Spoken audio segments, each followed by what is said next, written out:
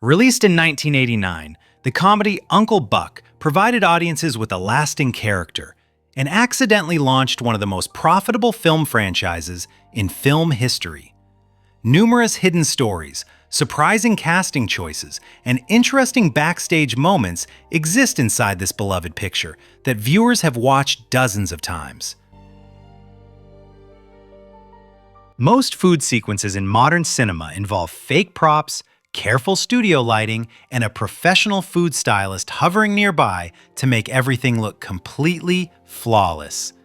When Uncle Buck flipped those oversized pancakes during the birthday breakfast, the production used camera cuts and off-screen tricks to pull off the stunt rather than having John Candy do it in one continuous take. To ensure a good shot, the production team made a specific, practical adjustment. They swapped out regular breakfast syrup for a styling alternative because real syrup soaks directly into the pancake batter too quickly, making the food look soggy and dry on camera instead of glossy. This small physical change created a noticeable visual difference on screen. During production, director John Hughes observed a scene where young Macaulay Culkin interrogated his babysitter through a mail slot in the front door. Culkin leaned down and fired off rapid questions, prompting Hughes to think deeply about what a child alone in a large house might do if no adults were around. 9 days later, he completed a full first draft of the script for Home Alone.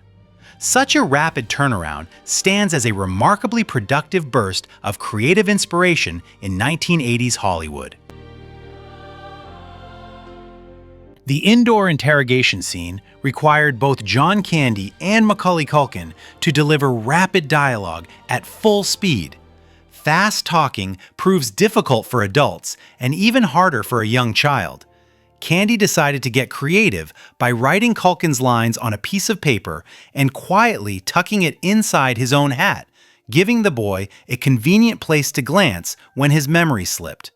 To facilitate this, the director set up the camera angle to shoot directly over Candy's shoulder, making the workaround a planned team effort. Candy helped his young co-star, and the moment worked beautifully on camera. His quiet generosity captures exactly what fans remember about who John Candy was as a person. Uncle Buck's car acts almost as its own distinct character, and the loudest moment comes when the engine backfires, with a sound somewhere between a gunshot and a small explosion. Searching for a real car engine recording that matched the comedic weight of the shot, the sound design team realized nothing they found hit hard enough. Their solution involved layering an actual gunshot recording with the loud crack of a firecracker, blending the two sounds together until the final result felt appropriately absurd. Audiences laughed consistently, and the beat-up vehicle became famous because of this specific audio choice. Before John Candy walked onto that set, the title role cycled through a list of names that reads like a 1980s Hollywood dream roster. Tom Hanks, Danny DeVito, Robin Williams, and Tom Cruise were all considered at various points before Hughes landed on Candy.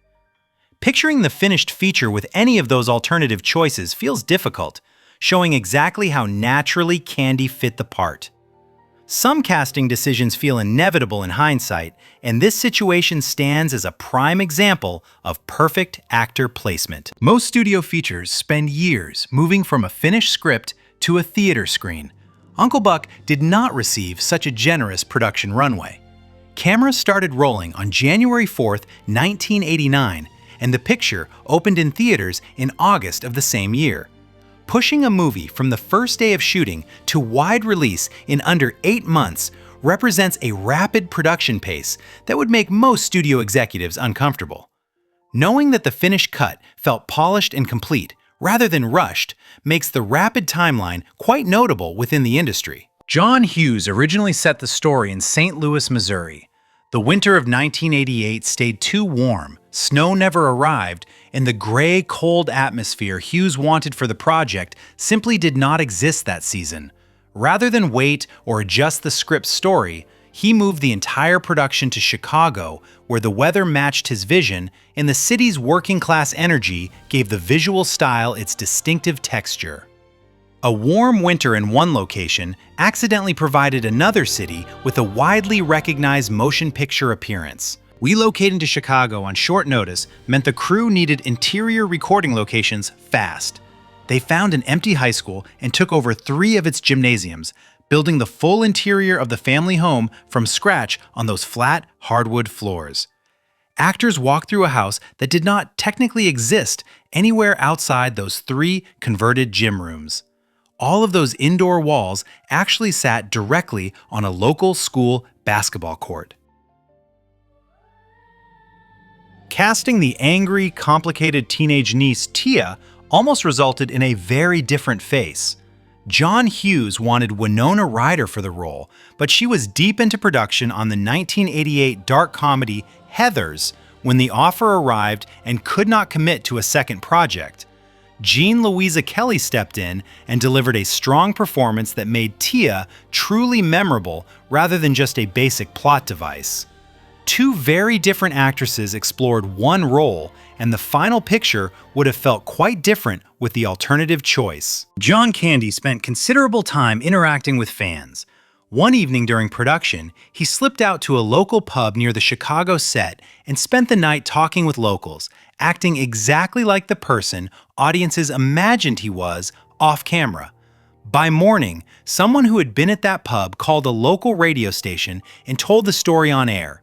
Hughes heard the broadcast, phoned Candy to express his displeasure, and canceled his scenes for the day so he could get some sleep.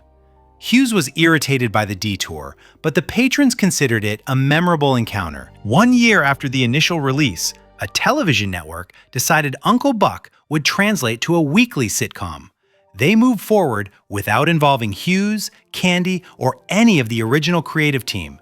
The result aired in 1990 and disappeared after a single short season, leaving almost no cultural footprint behind. The original picture worked because of specific people making specific choices together, and stripping those individuals away removed the core appeal. Television networks have repeated this exact mistake multiple times throughout industry history. After production wrapped, Macaulay Culkin and John Candy both went directly into their next film collaboration, which released in 1990 and became one of the most successful comedies of the decade. Despite both appearing in that famous holiday picture, Candy and Culkin share 0 moments together on camera. 2 people who built an authentic friendship on one set spent the next production entirely apart from each other. The production of Uncle Buck involved completing a feature in under 1 year, considering half of Hollywood's biggest names for the lead role, and accidentally inspiring one of the most beloved holiday hits ever made. The storytelling feels loose, warm, and alive because the emotional warmth came from an adaptable crew and a cast willing to support each other on the fly. Uncle Buck succeeded because the people involved brought their authentic personalities and collaborative spirit to every single part of the filming process.